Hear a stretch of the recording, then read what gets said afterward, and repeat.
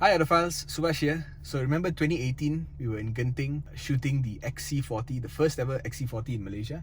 Well, it's 2022, 4 years have passed and I'm in Genting and I'm in the XC40 Recharge Pure Electric. So this is Volvo Car's first ever electric car. It's the first ever electric car from Volvo in Malaysia, and it's the first electric car to be assembled in Malaysia. So there's a lot of firsts for me as well. Like the last month plus has been just more electric cars than I've ever driven in my life. It was Tesla Model X, and then Kona Electric, and then this.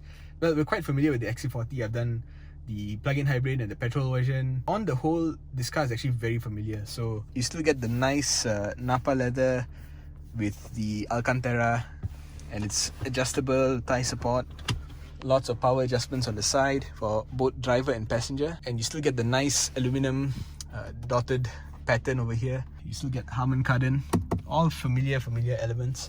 You still get the same like a 9-inch display, but now it has Google integration. So this is literally Google Maps. You can say hi Google and actually like ask it to navigate in very natural language. So this is a big advantage. Previous petrol versions, which I think will all get this integration sooner or later. Some of the menu interfaces look a little bit different from before. So like this climate control one, you can do a quick temperature adjust, or you can just click it and go in here. But on the whole, largely familiar. Qi charger, this shift by wire thing no longer goes left and right because this is an electric car. And another thing that's different is that there's a frunk now, very small frunk, but it's usable. Apparently one of the motors is right underneath that, and you've got like a tire puncture repair kit over there because there's no spare tire in the back.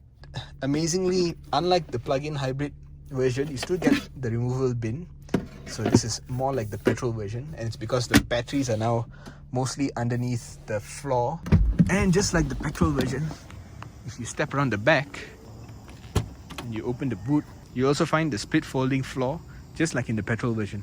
So honestly, this looks like the plug-in hybrid version, but it's more like the petrol version in terms of packaging. It's very familiar, like the two other cars we've driven before. But this is probably the coolest feature. So when you step out of the car actually turns itself off, and all you have to do, just have the key on you, sit inside, and the car is on. It's literally on. Just like in the Tesla Model X that we drove before. It just knows, because it has a weight sensor in the seat, and it detects the keys in your pocket, it'll just turn on. So now you just have to put it in drive and you can actually drive off. And another thing that is quite different here is, well, aside from not having pedal shifters, you can actually drive this car with just this pedal. And there's a setting in here, you just go to driving and just, there you go, one pedal drive. The first time you drive it, you'll feel like, oh, something is wrong. But once you start driving it like that and you switch back, you'll probably feel like something is even more wrong. In low speeds, while you're parking, doing tight turns, when you're in traffic, it's a little bit intimidating sometimes. Most of the time, in most driving conditions, it's actually really, really good. I like it, and if I had an EV, I'd be driving one pedal all the time. One last change I noticed is this thing. The illumination for the cabin is a bit more digital. This is all capacitive. This thing can be disabled by long pressing and it turns red. And then you got the SOS button in case you're in a crash or if someone's harassing you. And then you've got the on-call button in case your car breaks down. One final thing about this car that we should note is how fast it is.